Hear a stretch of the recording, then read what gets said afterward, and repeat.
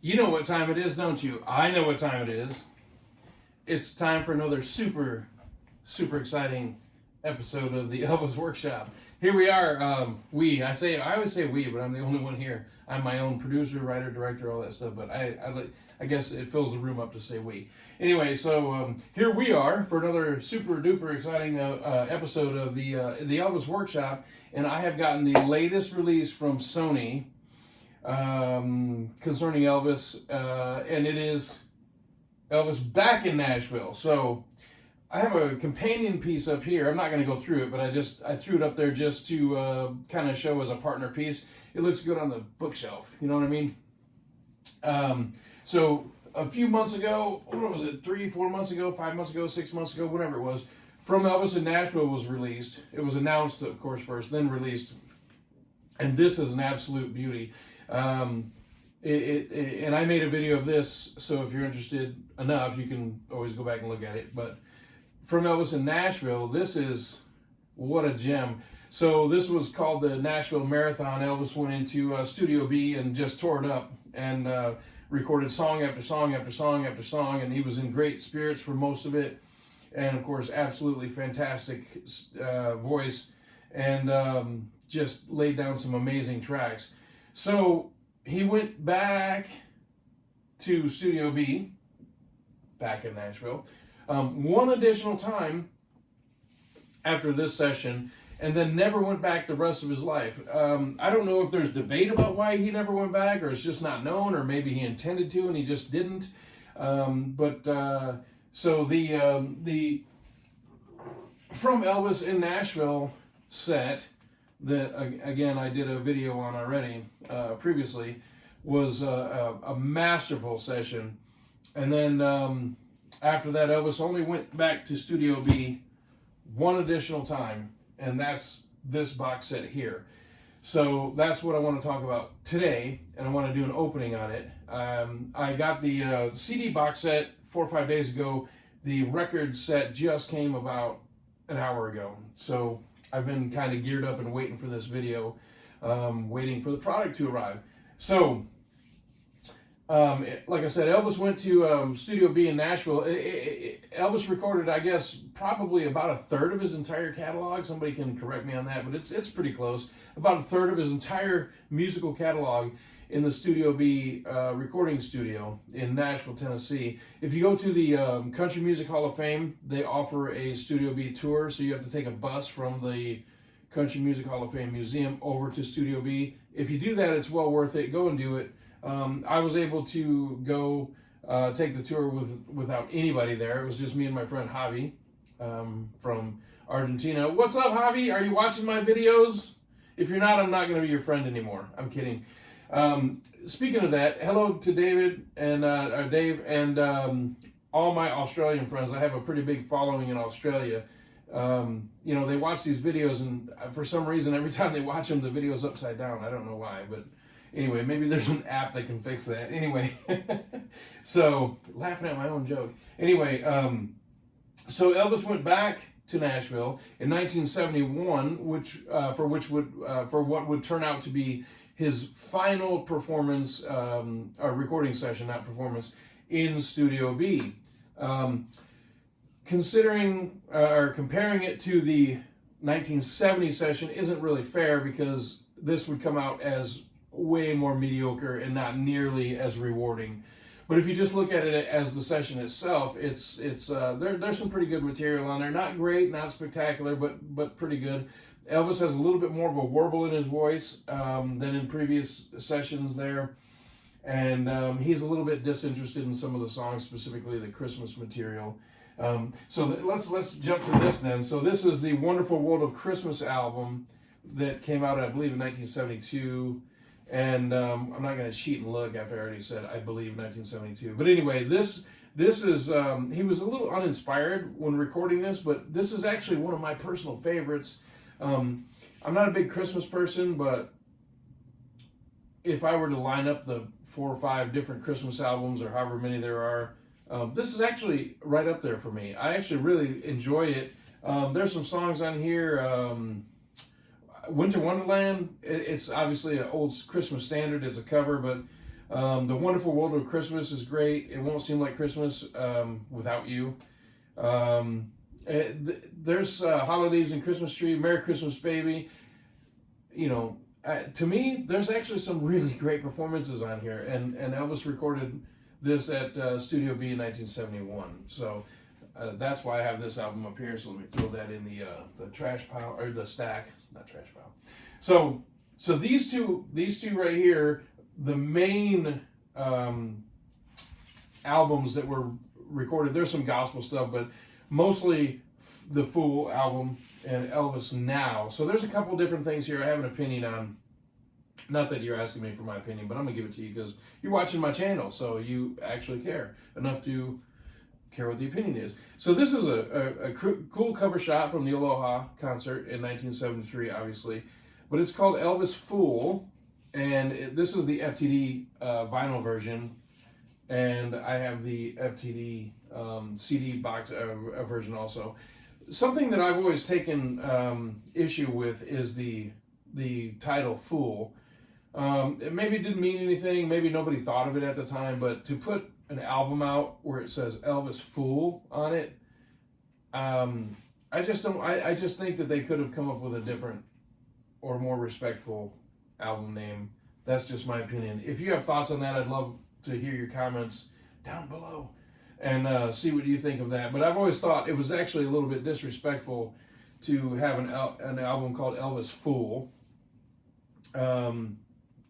But there is some good material on here, and of course it was, as the video says, recorded in Nashville, 1971. I'm not going to go track by track, but I just wanted to show some of the material, some of the albums that were released from these sessions. So this is the smaller FTD CD version, very similar to the vinyl version, just more outtakes because you can only fit so much on vinyl.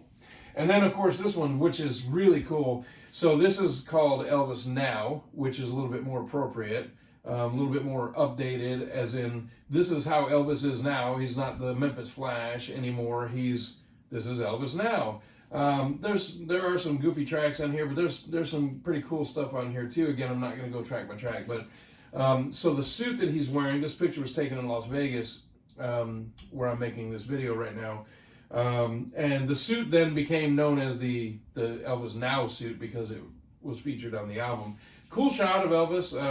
I always kind of dug the artwork on it. It's simple but plain, simple and plain, and to the point. Elvis Now. This is how Elvis is right now in the mid-70s, and here's his latest album. So again, product material from these sessions. And this is the FTD CD version. 3 panels, 2 discs, typical standard of a classic album from FTD. Last thing before we get to the actual releases is this right here, which is the Elvis I'm Leavin' album. This is a country folk album. It actually says folk country here with a little star. You can't see it in there, but there it is right there. You should get this if you don't have it. Great artwork. It's a shot from the rehearsals on the '68 special, where Elvis is in a blue denim shirt, and it just simply says Elvis I'm Leavin' on it. And then on the back there's another rehearsal shot from the Aloha from the '68 special. But this is a great album. There's, I think, one song on here that makes me want to kind of myself.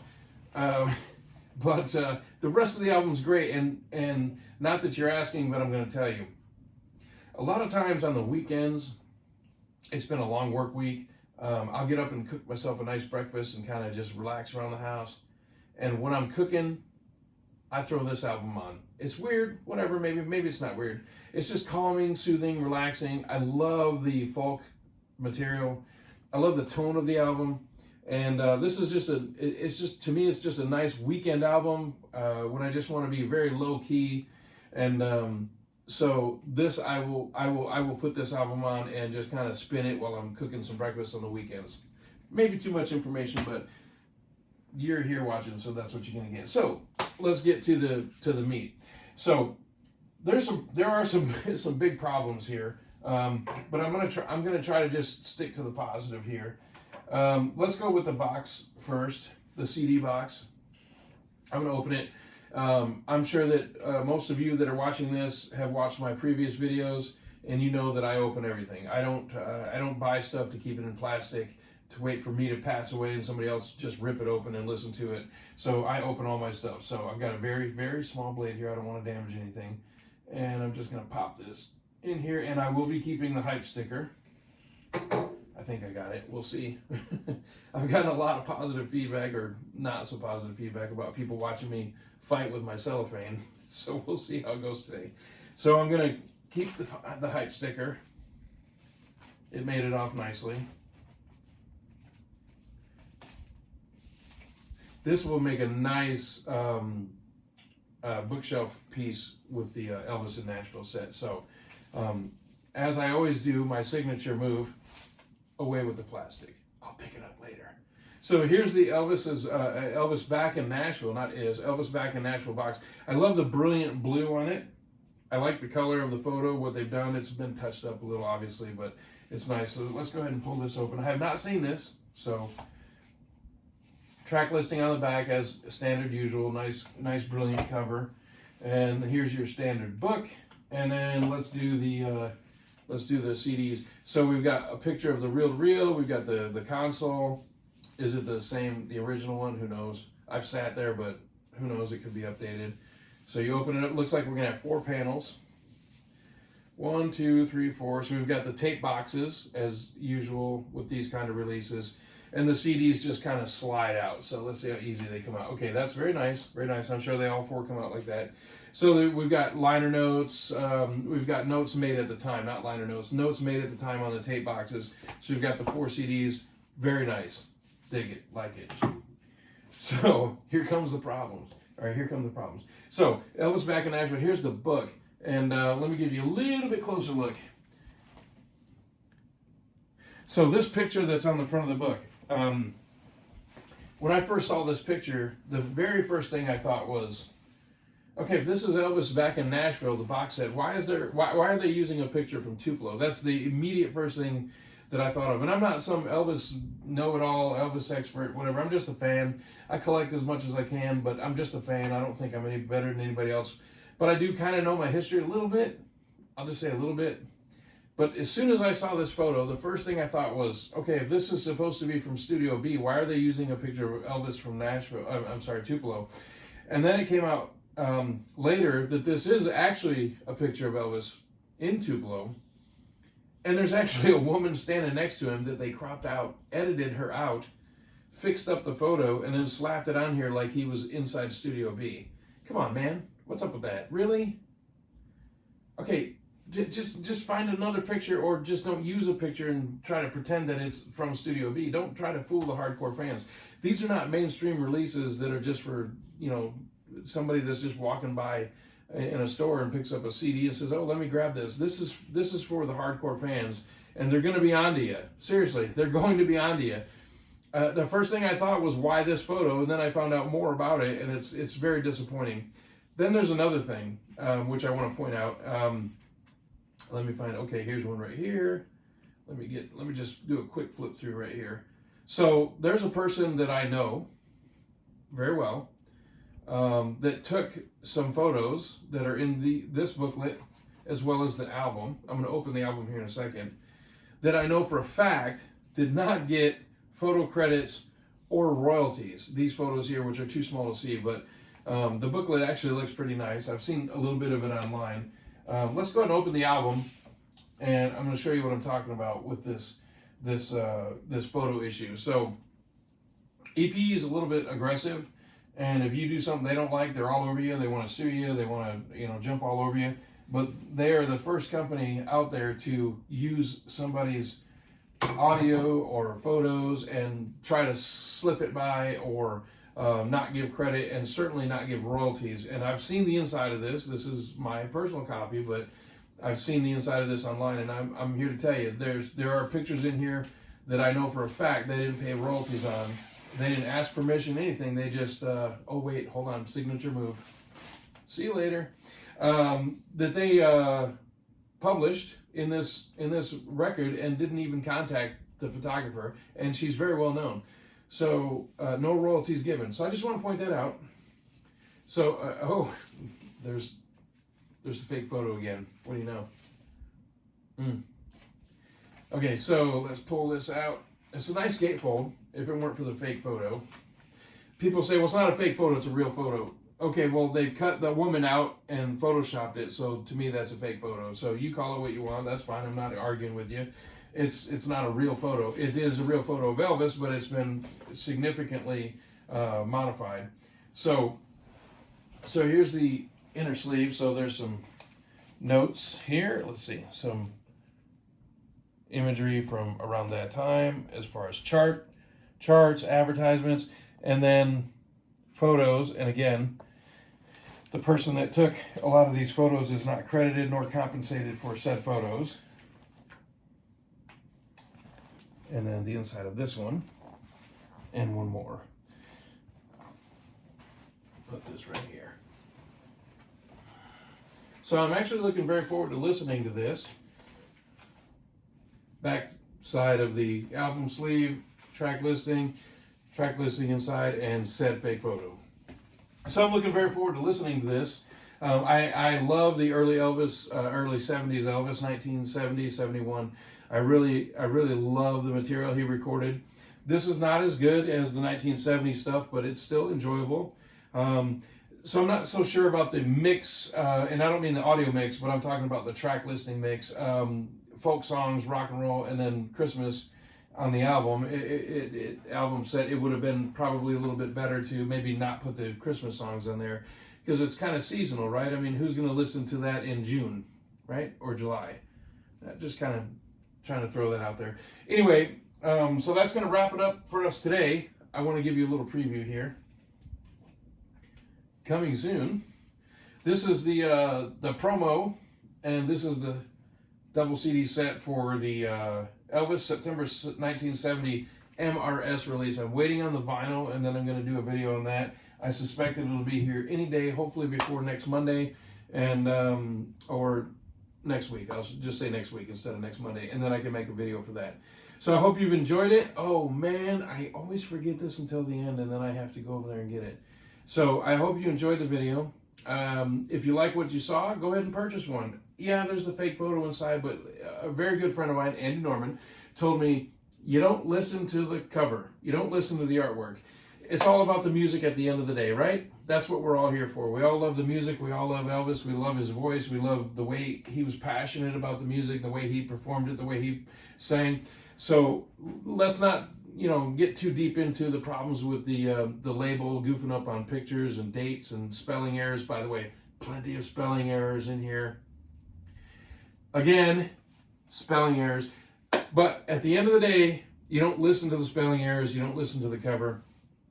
You listen to the music, and that's what it's all about. So, I'll be right back. I hope you enjoyed my video. And if you did, that's great. Like, subscribe, tell your friends. And if not, sorry. Hopefully you'll come back and watch another one. And if you don't like this video, it's because you ain't nothing but a hound dog. Next time, baby.